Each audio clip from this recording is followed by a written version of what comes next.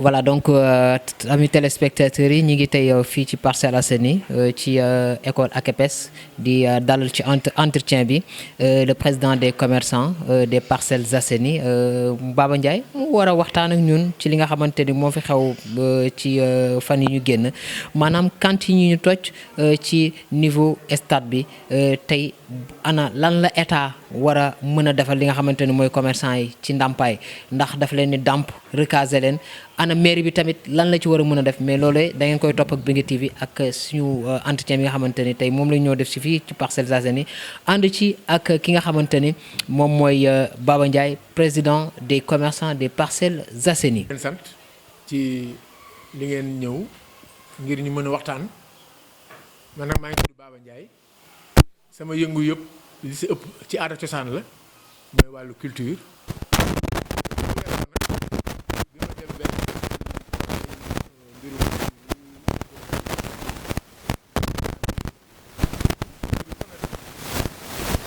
dugal nag mooy dafa am yàlla dafa def rek bañ doon defar cantine yi jamono 2000 ak tati jéej jamono boobu ña bëggoon defar cantine yi dañ ma soxla woon man ci di leen jàppale di leen bindal di leen seetal lu ñuy def ak lan lañ war a organiser woo sama xel tam dafa màcc jëm ci loolu wàllu organisation dama ko jàng mooy troisième cycle sama doctorat bi may wut ci loolu laa koy def mooy organisation ak gestion des ressources humaines mooy ay nit ñu leen di tàggate ba ñu mën a ànd loolu mooy jafe-jafe àddina bi donc loolu moo taxoon ma ne kontaan naa daal ci seen ñëw bi moo nga xam ne dinañ mën a waxtaan ci wàllu commerçant dinañ ci laal tuuti laal ci aada cosaan di xaar seen laaj.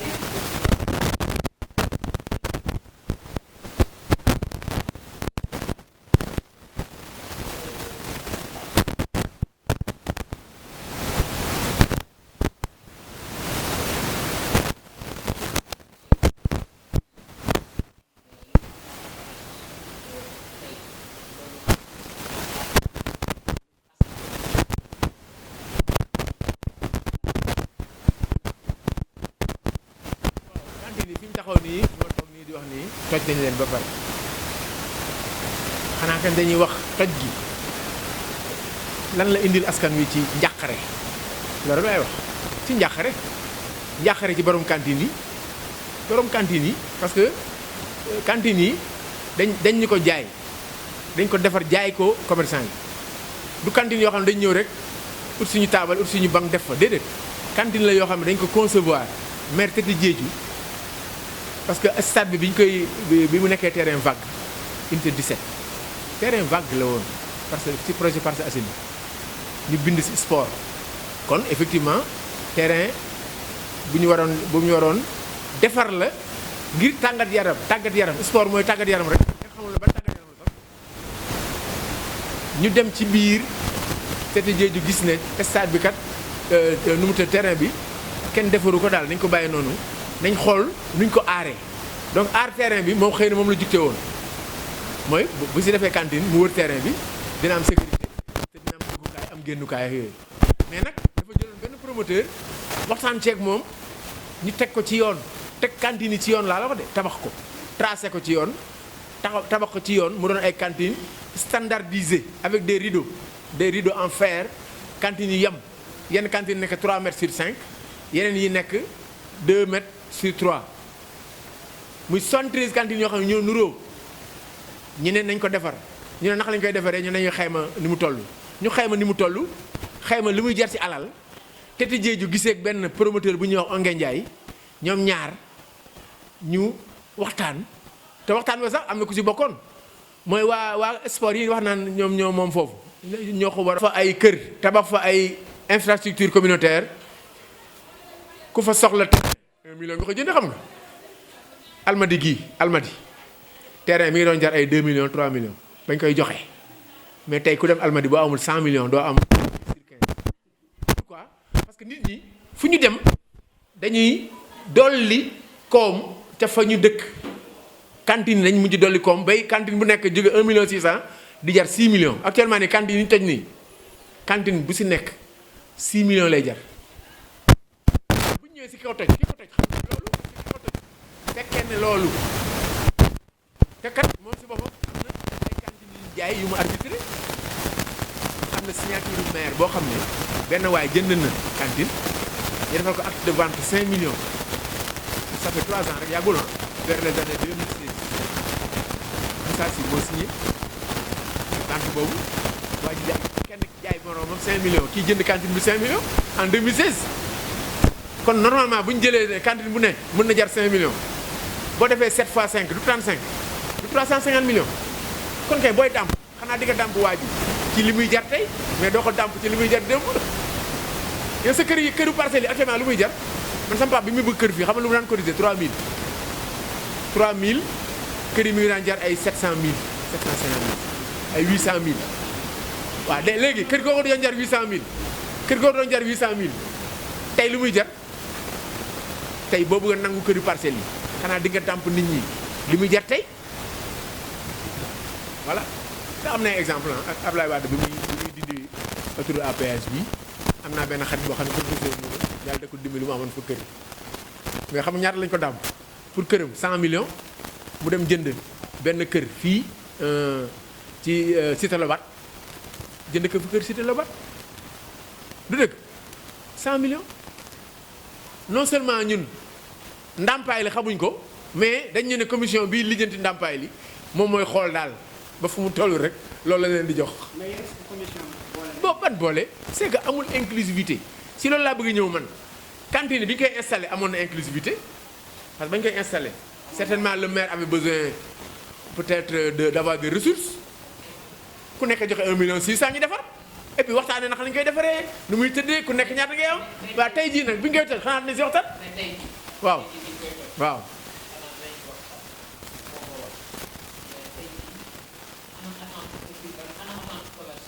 waaw attente commerçant yi mooy ndàmpaay bu ko jar benn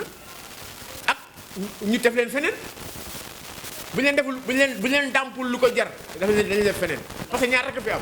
dañu leen mën a recaser jox la tuuti parce que attention xam nga la notion de pas de porte gars yi dañu koy fàtte est-ce que xam nga pas de porte dafa am si commerce pas de porte mooy waa ji ne si boutique bi si koñ bi bu ñëwee loué si koñ bi 1er janvier bu demee ba at bi jeex. dafa am lu habitude yu muy indi si koñ bi habitude jënd habitude leb habitude boo amul nga abal jox ma habitude et abal ma mburu mi waaye bu soo ma fay la mais loolu c'est un fonds de commerce xam nga mais le fonds de commerce est tissé par l'installation commerciale wala déet mais fonds de commerce boobu waa ji bu fa jógee koy luyewaat bitig bi dañ koy luye un peu plus cher ba léegi William Ponty sama soxloon benn pas de porte William Ponty 15 millions la loolu sax moo tax cantine bi Sandaga xam nga ñaata la pas de porte cantine bi Sandaga pas de porte 15 millions la pas de porte laa wax xam nga mooy pas de porte mooy su ma la jaayee cantine bi lan ngay bàyyi lan nga fiy bàyyi 15 millions nga fiy bàyyi ki soxla jiit jóge Bawol wala mu soxla jiit jóge Parcelles Assainies day dem ba foofa ba ñuy jaayee jiit mais attention su ko def foofu su ko demul bi parce que le commerce a été entretenu quelque part dans Sandaga ba nga xam ne koo soxla fa ngay dem et puis dafa nekk dans l'installation de la filière moo tax ma lay wax ne mën daal kuy jiite da ngay am xam-xam ndax décision booy jël dafa war a wéeru si xam mooy pas de porte bu ko waa ji installé bu waa ji installé pas de porte dafay dugg dans la filière et ba léegi dans la chaîne de valeur boo diggee ñoo chaîne de valeur mooy bu duggee bu duggee di jaay soble bu dee day jaay soble unité 16 ñëpp xam ne soble lay jaay unité 16 ku soxla soble unité 16 ngay dem day dem feneen mais kooku dugg na ci chaîne de valeur bi kooku kii distribué soble dafay intéressé commerçant boobu parce que kii distribué soble day ñëw di joxe soble ak foofu parce que bu ko joxewul boobu bu ko joxee feneen kenn du ko jënd kon waa ji dugg na ci chaîne de valeur bi mais kooku boo xam ne déplacé boo ko fee effort yooyu ko def chaîne de valeur parce que la chaîne de valeur est créée par des risques c'est-à-dire waa ji bu demee di installé benn boutique day jël 1 million def boutique ba ngay def yenn saa yi mu jaral yenn saa yi mu jaral yenn saa yi affaire yi périmé mais yooyu yëpp nag c'est ça qui construit la chaîne de valeur mais kooku boo ko fay jëlee xanaa doo ko bett mais est-ce que xam nga dañuy bett on est installé depuis 19 ans toute nous faire sortir, il a fallu 1 mois 15 jours quoi. Mais imaginez 1 mois 15 jours. Tu le dis à quelqu'un qui est installé, qui a son pas de porte, qui a ses valeurs commerciales, qui a même pris des engagements. Parce que foofu am na cantine yoo xam ne jël nañ des engagements bancaires. Parce que luye nga ma maa ngi fay dem na Pamecas leb fa 2 millions pour defar sama fonds de commerce mais fan laa war a fay Pamecas feneen laa koy fay du ma ko fayee feneen kat maa ngi koy fayee fi ma yaakaaree ñooñu ñëpp gaañ nañ leen am na boo yoo xam ne foofu dañuy leb Pamecas doon ko fay soit leb nañ machine gëni na ñu ñëw di def futur maire bi ñëw ne bon dans 1 mois et demi da ngeen di génn su amoon débat avant su amoon débat en amont man en tant que président des commerçants xaw ma li may wax ne tax commerçants yi xam nañ ko mais man dinaa ko génne ba commerçants yi jàng ci maire jàng ci ba nga xam ne décision bu koy jëlee ci day tenir compte ci xóotaayu gaañ ya muy gaañ quoi parce que bu dee yow yaa ngi jël ay décision te xamoo décision yi lan lay gaañ moo tax ma ne moom c'est un bulldozer de la démocratie bulldozer démocratie xam mooy la mooy ngay jël ay décisions yoo xam ne day gaañaate te yëgoon yaa ngi gaañ c'est comme Donald Trump li muy def rek jékki-jékki jël benn décision ne day tëj Mexique def ko mais yow boo tëj Mexique yaa ngi gaañ mais yëgoo ko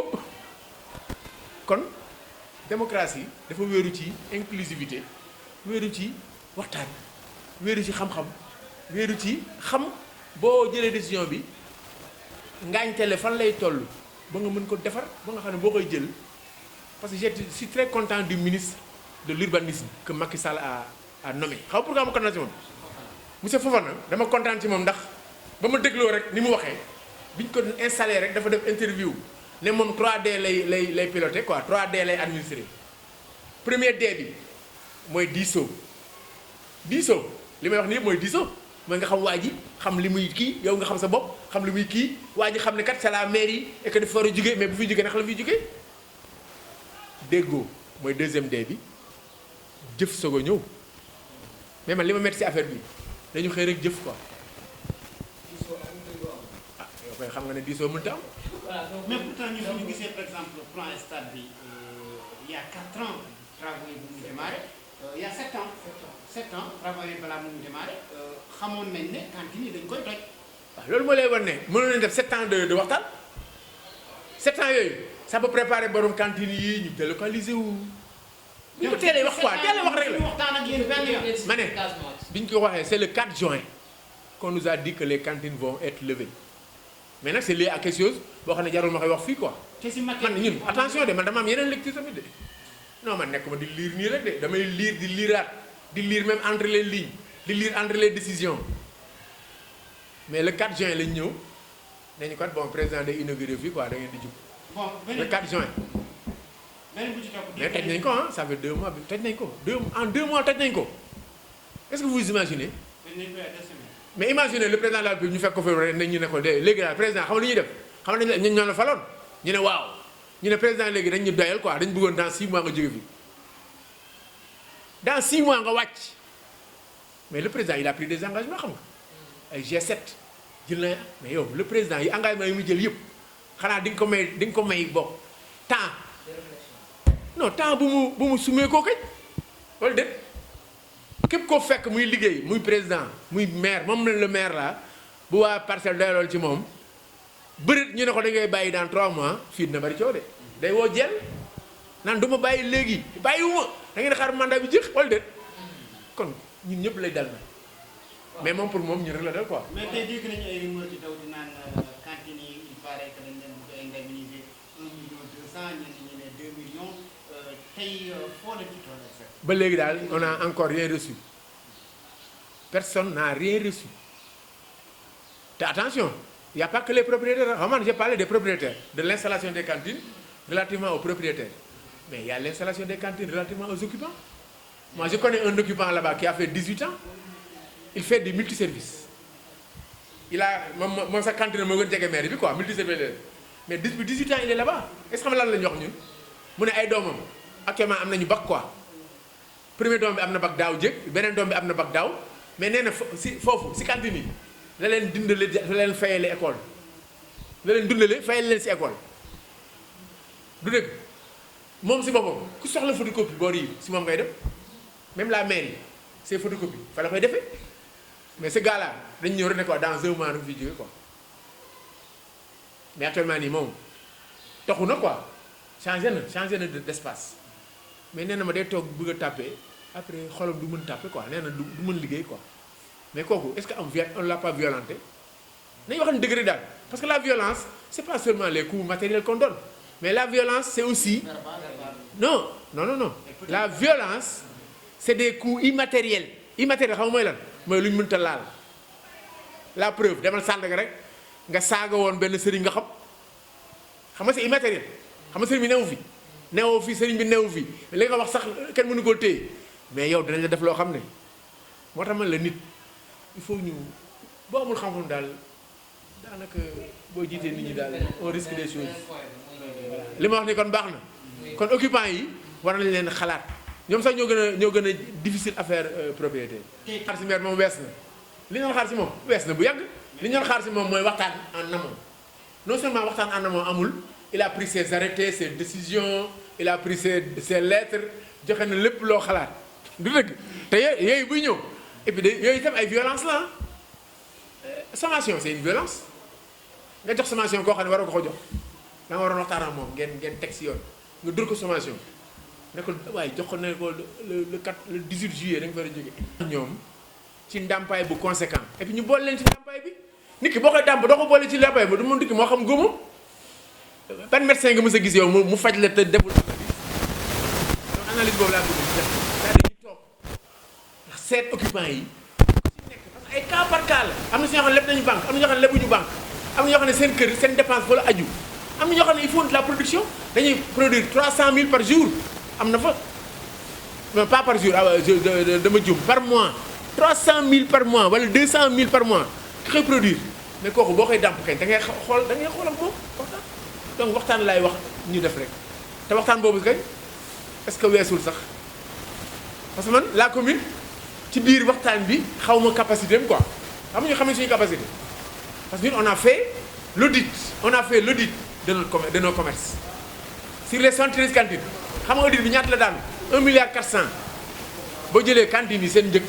nga jël commerçants yi seen part de porte jël les fonds de commerce jël lépp jël les intérêts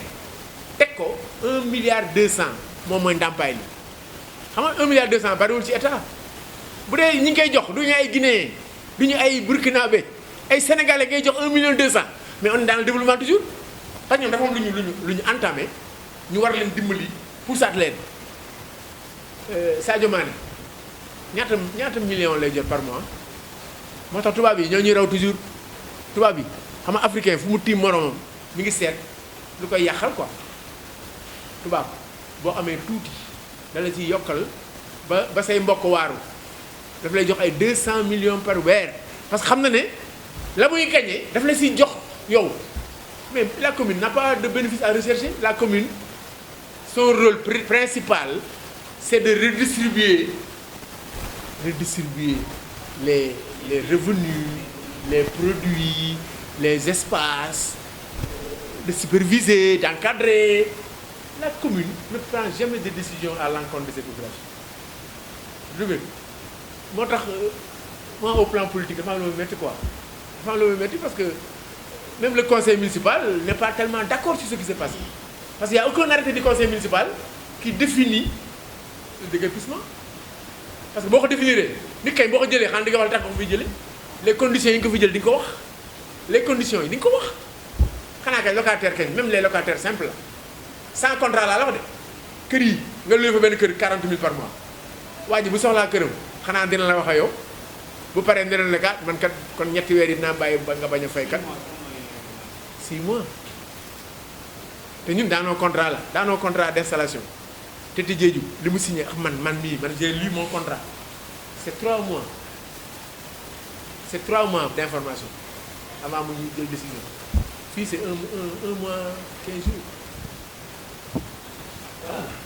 Donc loolu donc li may wax nii yëpp je le dis à cœur ouvert bon je ne suis contre personne mais je sais que moi j'aime le savoir là néew ma maa xam de mais nit ñi aussi war nañu l'entretien avec le président Bakudia, président des commerçants des Parcelles Assainies. Vous avez entendu son cri du cœur que l'État doit subventionner les commerçants et l'État doit faire ce qu'on appelle des dialogues entre la mairie et les commerçants pour au moins ce qu'on appelle le ndampay chez nous, donc pour que les commerçants qui ont des cantines démolies peuvent se retrouver avec quelques ressources. Et nous vous donnons rendez-vous, Inch'Allah, s'il plaît à Dieu, dans d'autres émissions, dans d'autres entretiens. Binga TV Forever.